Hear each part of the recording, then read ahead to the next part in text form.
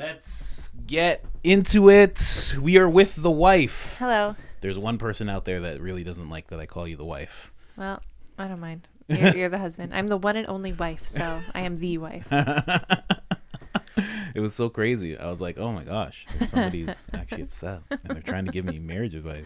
Yeah, we're good. In the comment section. I promise we're good.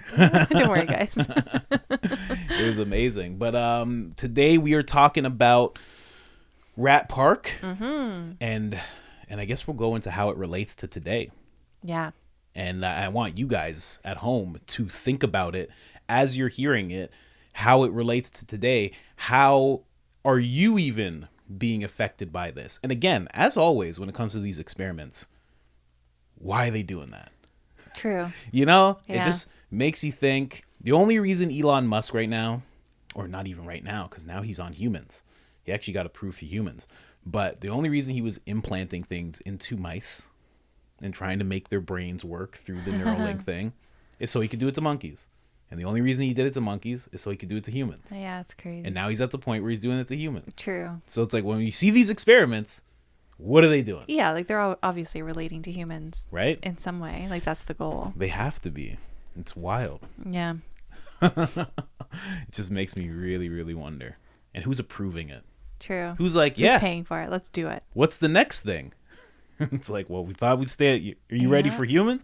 I think I'm ready for humans.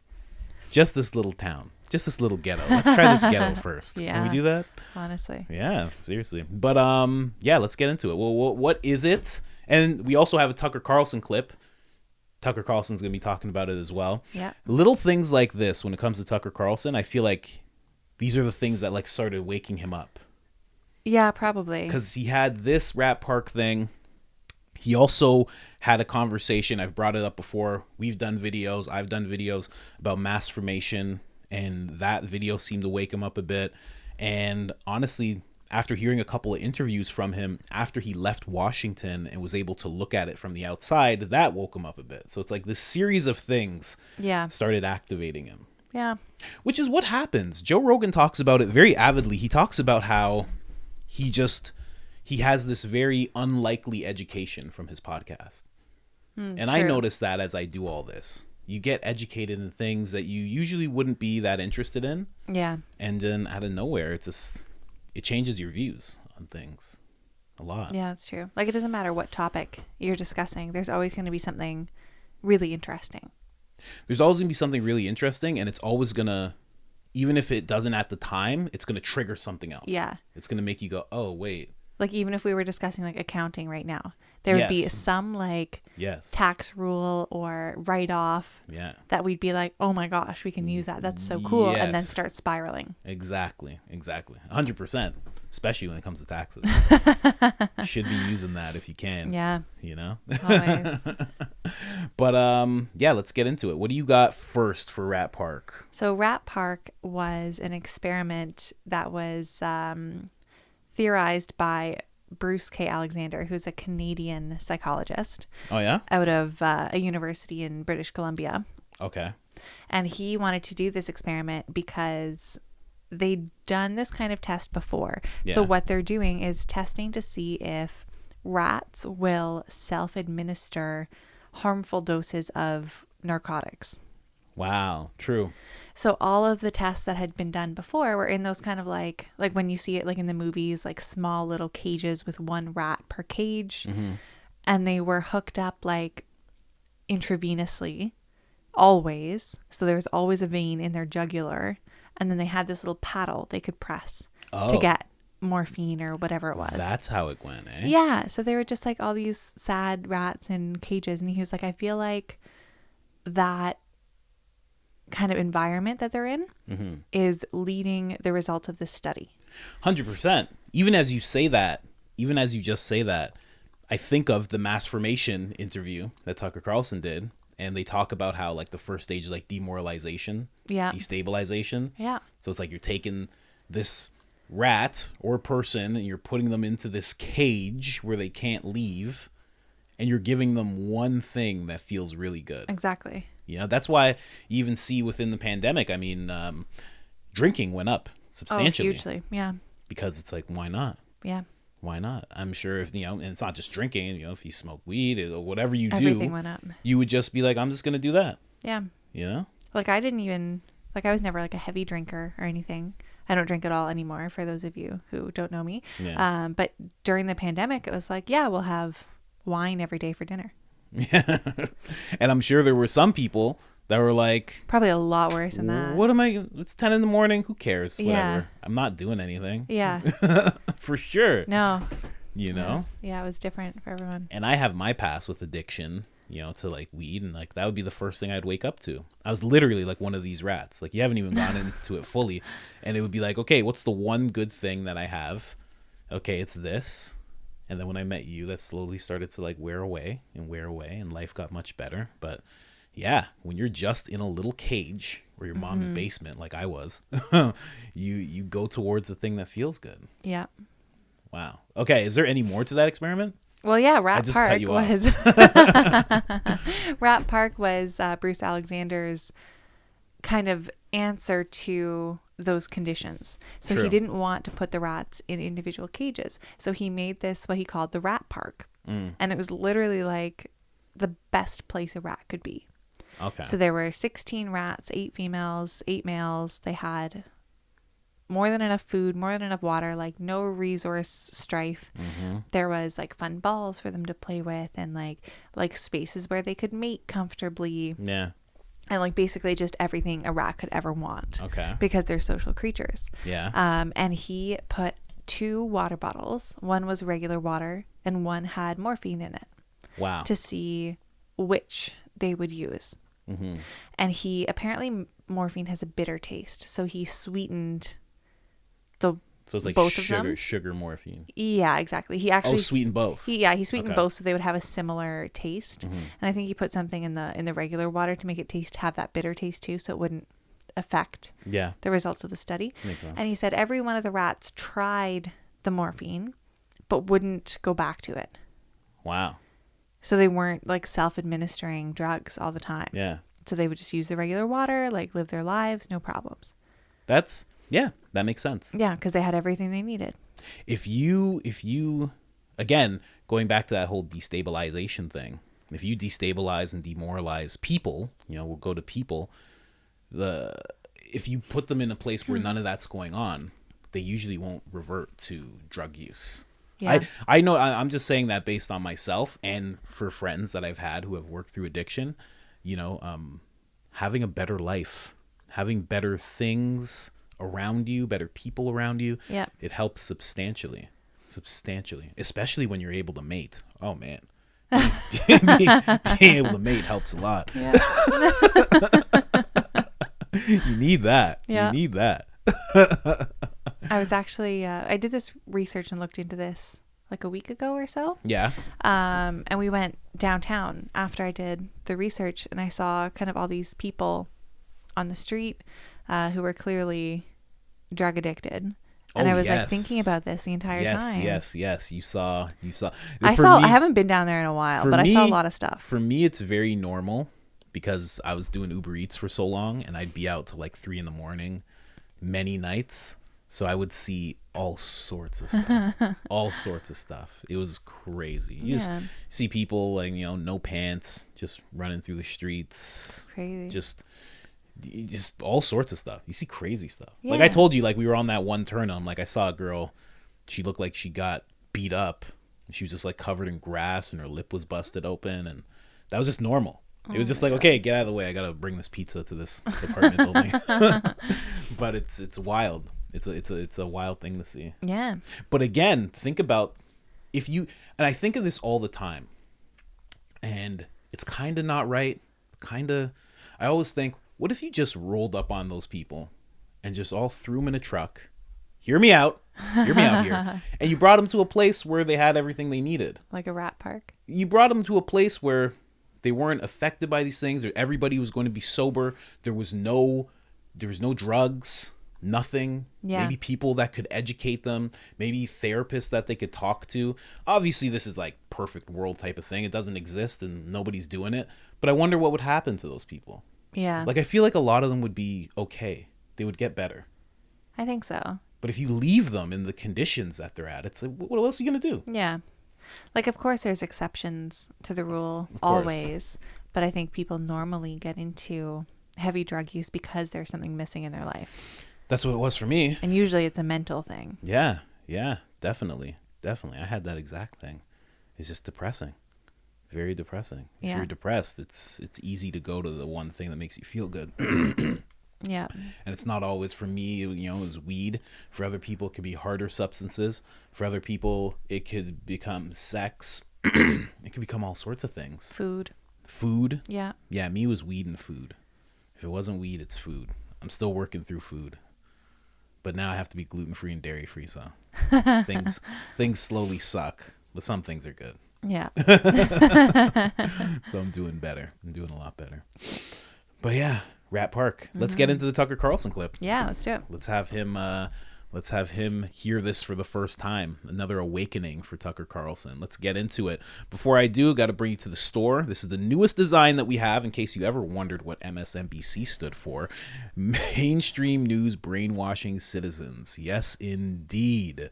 Don't ever be confused on that. And if you want 10% off of anything you see in the store at IamCoachColin.com, put in the discount code IamCoachColin, and that'll get you 10% off on us. And if you've done that already, thank you so much. We really appreciate it.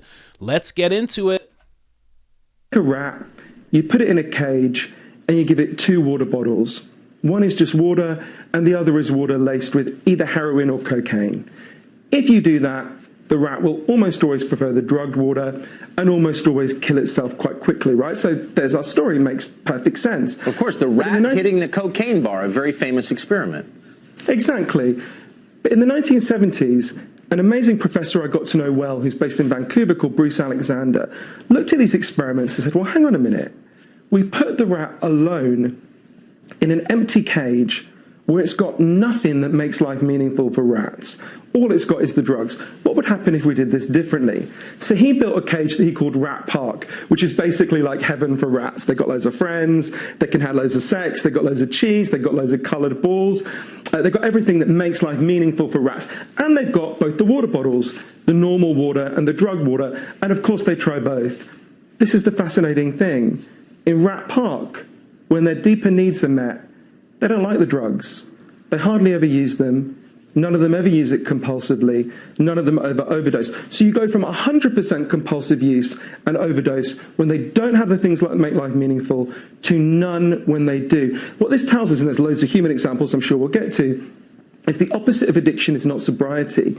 The opposite of addiction is connection. The opposite of addiction is having your deeper needs as a human being met. And it helps us to understand why we're seeing such a rising and catastrophic addiction crisis in the United States at the moment. We've built a society that is not meeting people's deepest needs as human beings. Amazing. A country that really loved its people would be having this conversation, I think, a lot. And that's why I'm grateful to you, Johan, for thinking deeply about something that most people just don't think about at all. And I think you're so right that what we have to look at is we've just got to be honest about this. If the war on drugs was going to work, when it comes to reducing addiction, it would have worked by now. The United States has spent $1 trillion on this. We've done it for 100 years. We've killed hundreds of thousands of people. And at the end of all that, we can't even keep drugs out of our prisons where we pay someone to walk around the perimeter the whole time. We have to stop copying the places that have failed and start copying the places that succeeded. And everywhere that has succeeded, whether it's Switzerland, which has reduced its heroin overdose deaths to virtually nothing, we're having a terrible crisis, I explain in Chasing the Scream how, all the models have been based, all the places that succeeded have had strategies based on love and compassion. And I know how hard that is, because I think one of the reasons why the debate about addiction and the war on drugs is so charged is because it runs through the hearts of all of us. When I look at the people I love who have addiction problems, you know, there's a big part of me that's really angry and that thinks somebody should just stop you. But then there's another part of me that thinks, okay, we've tried that way. And there are models based on love and compassion, which are hard to follow, right? It's hard to keep loving someone who's in a state of terrible addiction. And I find it really challenging, even after everything I've learned and everything that I'm talking about. But that is the only method that works. If the opposite of addiction is connection. The solution is deep reconnection. And I've been to the places that have done that. And many people in the United States who are trying that, who I write about in Chasing the Scream. Yes. We can do this. We must do this. If we carry on doing what we're doing now, we will carry on with the horrific outcomes that we're getting. Amen. You've won me over. Johan Hari, thank you very much for this. No, I mean it. Thank you. Thank you, Tucker. I really appreciate it. That is wild. Wild. Jeez. What does it say at the end here? The Portugal president explains how his country cut drug addiction. We decriminalize all drugs and treated addiction as a disease instead of a crime. Wow. Mm-hmm. Wow. Smart. Then he added a little jab there, the opposite of what America does. Hey, man, why you gotta bring up America? But yeah, that's very, very interesting. And even as he's talking about that, or they were talking about that, it makes me think of, again, back to that interview where he was talking about with Desmet, I believe it's Matthias Desmet, and they were talking about destabilization and demoralization. Even right now, as we feel like we're in a place where we have all of this stuff, we have the little bright balls, we have all of the water we could want, we have all the things that Rat Park would be set up with, there's still a lot missing in terms of connection. And I'm glad he brought that word up, because it's not that you just started bringing me all the things I wanted when my life got better. It was also the fact that I had a deeper connection. Yeah. I had something or someone I was very connected to. I think that's so important. It is. It changes things. Yeah. Because even with after the pandemic, people are bring still. Your microphone straight. I got her a new mic. We gotta get used to it. There you go. Just make sure it's straight up to your face. Okay. Yeah, people are still isolated. Yeah. Even if I know food prices are absolutely insane everywhere in the world, but even if you have enough food, enough water, all of your needs met, your physical needs, everybody's still alone and isolated. Yeah. In our own houses. Yeah. Looking online, but it's not the same as being out in public with people. Well, even just walking around, I always laugh when it happens. We'll walk by somebody and they'll try and just look straight, like they don't see anybody. And I'll be like, why? Why do they do that? I try to say good morning to people, because that's the type of connection.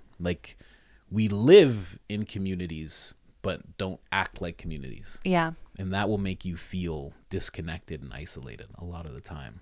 Yeah, for sure. So it's just interesting to think about that even though we all have all these things, we have everything that we could possibly need, there's still more to it.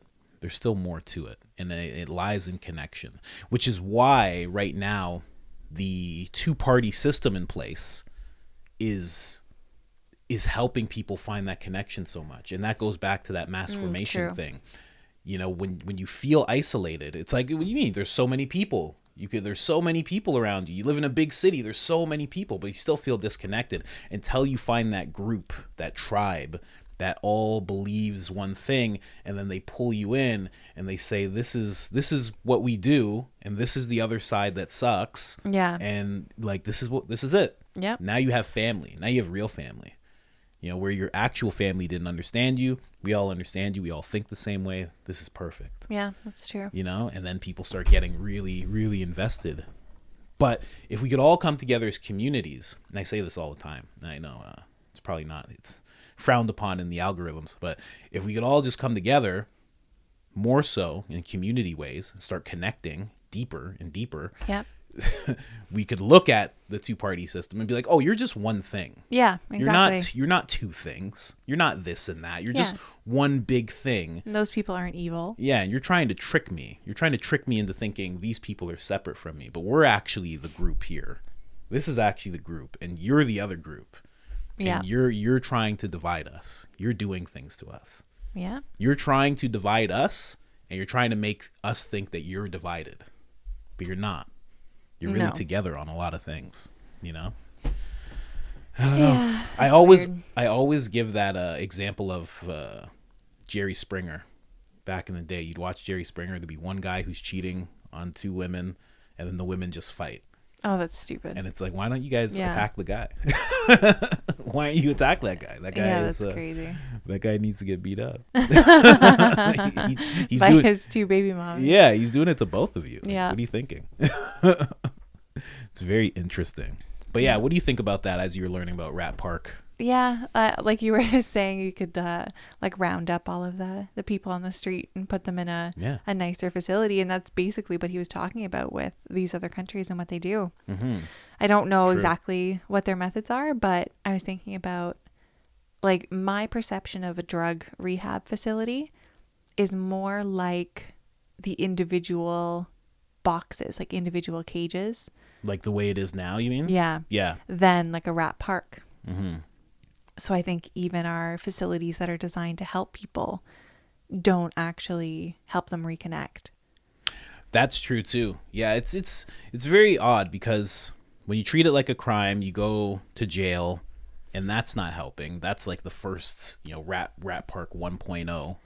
And then even if you do have the money to go to rehab and you are in a place where you have everything, you don't really have connection. You kind of do because you get into groups every now and then and you talk, but everything's still very sterile.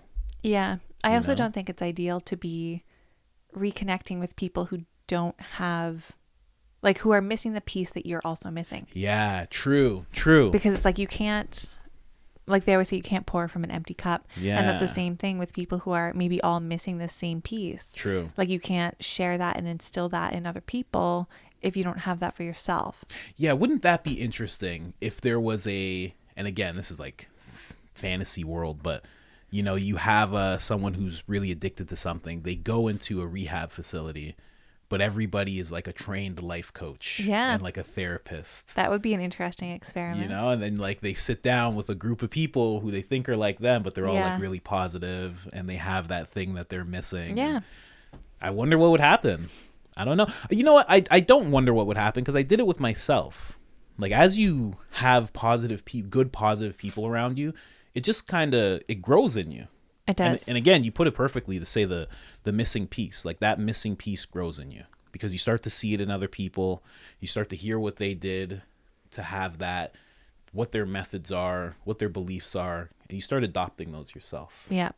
Like I did it with a lot of digital mentors because I didn't have good people around me at one point, and it helped tremendously. Mm-hmm. Tremendously. I started becoming like those people, like the Tony Robbins and the Zig Ziglar and the Jim Rohns and all this stuff. And then, Yeah. And then even like you, like being around you had like a good sense of family.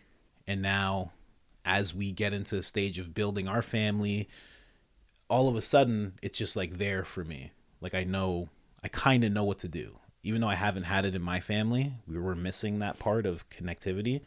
I'm starting to know what to do. And it's like, okay, we're going to start taking pictures and we're going to start doing this. We're going to start doing that. And, it starts to happen. Yeah. But it only happens if you're around the people who are missing the thing. Exactly. Because otherwise, how do you know what to do? Mm-hmm. And it doesn't mean everybody has every piece. Yeah. But you just need to be around a collection of people who have what you need. Yeah. True. Very and then you can share something else with them. Very true. Back to Rat Park and what they found with that. What could they possibly be doing with that information? Because it doesn't seem like they're making it better for people who are in those situations.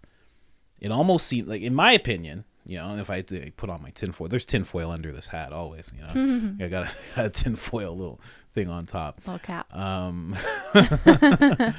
But it seems like it almost seems like they took that information and they're like, okay, this is what we do to keep people. Like, it's almost like they're reverse engineering. Mm-hmm. It's like, okay, this is what they need for everything to be good and for them not to decay, for their society to decay. And if we bring them over here, their society decays. Yeah.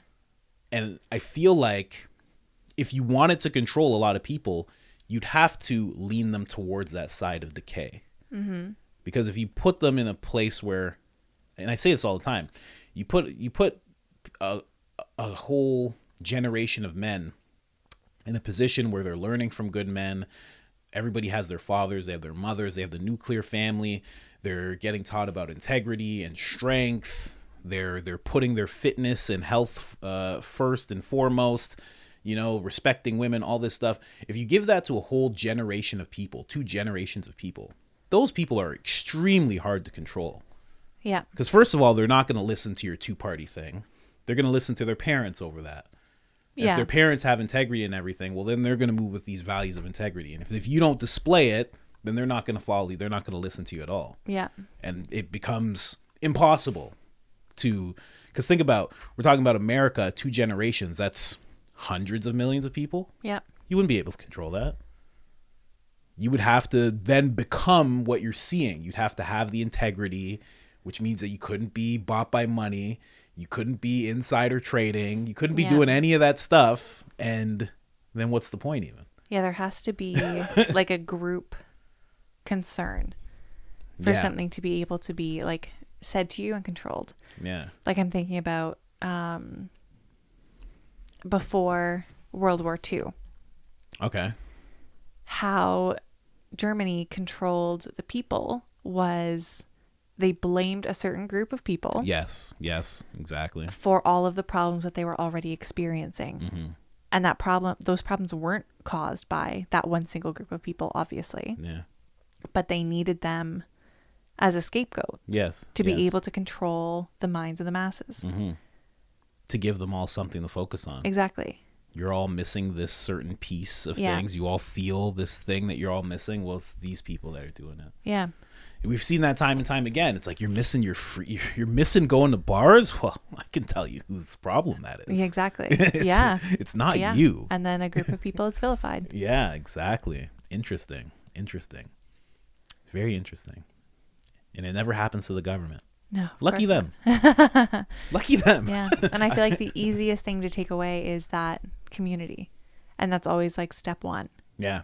So when I look at things like the pandemic, and that's immediate isolation, because it's very obvious if the government was going to take away your water supply or your food supply, that'd be a or problem. your entertainment, immediately it would be an issue and people would revolt. Yeah. But for some reason, when they say they're going to take away our communities, it's fine. And we're like, okay, it's just temporary. That's okay. We still have everything we need. Yeah. But it's not. Yeah. And now, look, food prices are going higher and higher. Gas, food, everything. Up. So Housing. they took away our communities, and now they're taking away access to shelter and food. Mm-hmm. And we'll see what happens. Yeah, right. Yeah. Praying for Trump. That's what I'm praying for. I'm praying Trump comes in. RFK was also talking about knocking down housing interest rates to like 3%. Yeah. Or like needing 3% to buy. Like, he was talking about doing some things, but I don't know. We'll have to see. But what else you got? Anything? No, that's it. That's it, guys. Like the video. I know things look a little different right now. I got a new camera. I'm still working it out. They may look a little different to you. Maybe not. But we're still working it out. New camera, new microphone for the lady, for the wife. For the wife. I am the wife. But if you haven't liked the episode already, like the episode. If you haven't subscribed already, subscribe and let me know where you're feeling the effects of Rat Park in your community. And other than that, we are out. Bye.